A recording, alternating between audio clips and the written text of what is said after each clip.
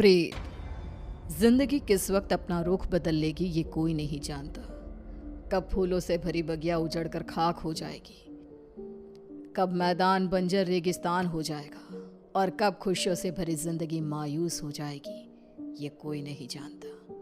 ये कहानी है कनिष्का की, जिसे अंदाजा भी नहीं था कि उसके जीवन का अगला पल उसके लिए क्या लाने वाला था। एक ऐसा अंधेरा जो हमेशा के लिए उसकी खुशियों को खा जाने वाला था।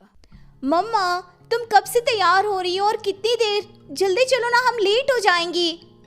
अभी आई लाडो, बस 2 मिनट, साड़ी तो पहनने दे। लगता है आप भूल गई है कि आज मेरी कॉन्वोकेशन सेरेमनी है और मैं फर्स्ट आई हूँ। आज के दिन मैं लेट नहीं हो सकती मम्मा। इसीलिए तो समय लग रहा है लाडो। जिसकी बेटी फर्स्ट आई है उसे तैयार भी तो फर्स्ट क्लास होना पड़ेगा ना। कनिष्का बचपन से ही पढ़ाई में बहुत तेज थी। हमेशा फर्स्ट आना, एक्स्ट्रा करिकुलर एक्टिविटीज में पार्टिसिपेट करना और अपने घर वालों का नाम रोशन करना, ये सब उसके लिए आम था। हड़बड़ाते हुए अपनी मम्मी और पापा के साथ कनिष्का अपने कॉन्वोकेशन में चली जाती है। I must say, Mr. and Mrs. Verma, you are very lucky जो आपके घर इतनी होनहार बच्ची पैदा हुई, वरना इस उम्र में तो अक्सर लड़के और लड़कियां भटक जाते हैं। पर कनिष्का दिन रात अपनी पढ़ाई में लगी रही और आज उसने हमारे कॉलेज का नाम पूरे स्टेट में रोशन किया है। स्टेज पर जाकर कनिष्का अपनी डिग्री लेती है। उसके लिए आज का दिन बेहद खुशी का था और वो इस पल को हमेशा के लिए कैद कर लेना चाहती थी। चारों तरफ खुशी का माहौल था। तभी कनिष्का की फ्रेंड्स उसके पास आती हैं। कनिष्का, इस बार तो हमें पार्टी चाहिए। हर बार तू बचकर निकल जाती है। अरे कौन सी मेरी जॉब लग गई है, इतनी भी बड़ी बात नहीं हुई है। अब बस लंदन यूनिवर्सिटी में मेरा एडमिशन हो जाए तब पार्टी पक्की। तुम लोग कनिष्का की बातें तो रहने ही दो, मैं दूंगी पार्टी। आफ्टर ऑल कॉलेज की डिग्री मिल गई है मेरी बच्ची को। She is a graduate now. तो आज रात को मेरे घर पर पार्टी रहेगी, तुम सभी को आना है। रात को सभी पार्टी में आते हैं। सभी बच्चे नाच कूद रहे होते हैं। तभी कनिष्का खिड़की पर जाकर बाहर देखती है, जहां सामने के घर की छत पर बैठी एक औरत उसे लगातार घूरे जा रही थी। ये मिस्टर शाह के घर में ये औरत कौन है? वो तो अकेले रहते हैं। तभी वहां कनिष्का की फ्रेंड आ जाती है। तू यहाँ रात को बाहर तारे देख रही है क्या? चल ना, सब कितना एंजॉय कर रहे हैं। कनिष्का नेहा के साथ चली तो जाती है, पर उसे बहुत अजीब महसूस होने लगता है, मानो कोई सदियों पुराना दुख उसकी आत्मा को याद आ गया हो। ये अचानक मुझे रोने का मन क्यों कर रहा है? और ये स्मेल कहाँ से आ रही है? मम्मी, मम्मी लगता है कोई पार्टी में नॉनवेज ले आया है। Are you gone mad, Kanishka? We all know कि तुम्हारी फैमिली वेजिटेरियन है। तो ये सड़ी हुई मछलियों का गंध कहाँ से आ रहा है? क्या मजाक है ये कहकर कनिष्का जोर जोर से चीखने लग जाती है। कनिष्का की आवाज सुनकर गौतम वहां आता है। ड्रामा मत करो कनिष्का, बस इसी कारण से ही मैं पार्टी वार्टी पसंद नहीं करता। चलो जाओ जाओ अपने कमरे में। सभी अपने अपने घर चले जाते हैं और इसके बाद कनिष्का का बिहेवियर और भी खराब होता जाता है। रात को 3 बजे अचानक उठकर कनिष्का दीवारों से बातें करने लगती है। उसकी आवाज सुनकर रीना भागते हुए आती है। अरे बेटा, इतनी रात को तुम यहाँ पर क्या कर रही हो? और दीवार को देखकर किससे बात कर रही हो लाडो? कोई नहीं है यहाँ। रीना कनिष्का को सीने से लगा लेती है। कनिष्का का शरीर बहुत गर्म था। रीना ये देखकर सोच में पड़ जाती है। आज तक मेरी बच्ची ने कभी ऐसा बिहेव नहीं किया। आज क्या हो गया है इसे? शाम तक तो बिल्कुल ठीक थी और अब अचानक इतना तेज बुखार। ये सब क्या हो रहा है?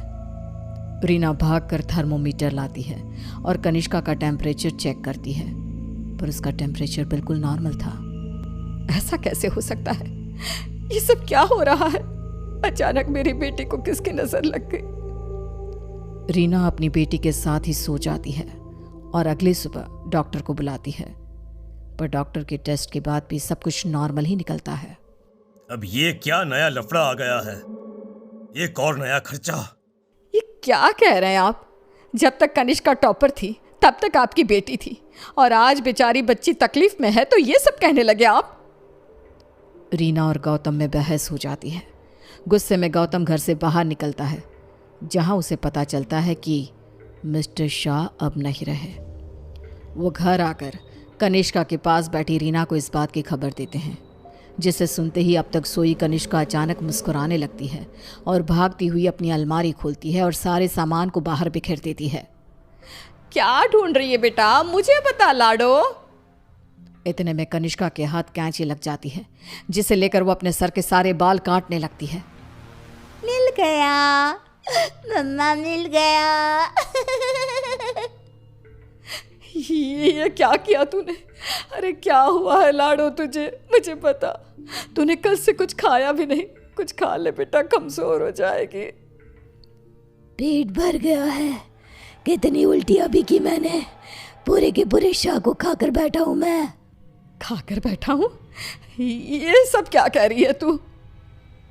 बाथरूम में जाकर देख ले। रीना बाथरूम में जाती है, जहां बेसिन में नीले रंग की उल्टी थी, जिसमें मांस के टुकड़े थे, जिसे देखकर रीना को भी उल्टी आने लगती है। वो भागकर वापस कनिष्का के कमरे में आती है। सुनिए जी, हमें जल्द से जल्द कनिष्का को किसी पंडित जी के पास ले जाना होगा। ये कुछ और ही है। आज के जमाने की होकर तुम ये सब क्या कह रही हो? ऐसा कुछ नहीं होता। गौतम अपनी पत्नी की बात को इग्नोर कर देता है। इसी तरह दिन बीतने लगते हैं। भूखी रहने के कारण अब कनिष्का के शरीर की हड्डियां भी दिखने लगती है। उसकी आंखों के नीचे काले गड्ढे आ चुके थे। अब मैं किसी की नहीं सुनूंगी, बहुत हुआ।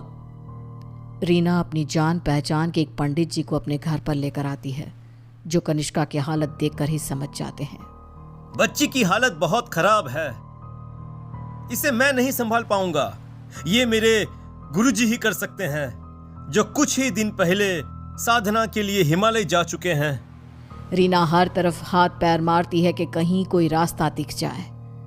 फिर उसे घोस्ट कैचर के बारे में पता चलता है।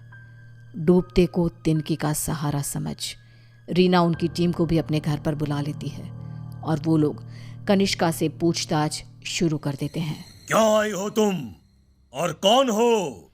कितनों के नाम बताऊं? मतलब तुम एक से ज्यादा हो, एक से ज्यादा हो इस लड़की के शरीर में।